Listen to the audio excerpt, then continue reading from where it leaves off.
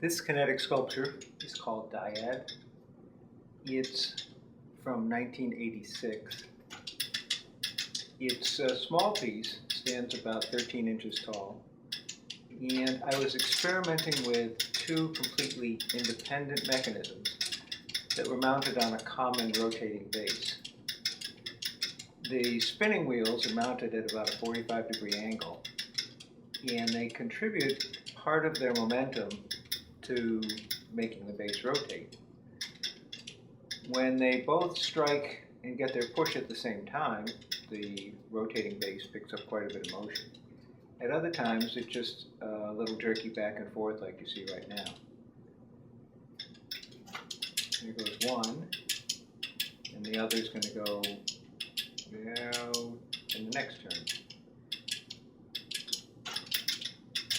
It makes for some interesting random motion,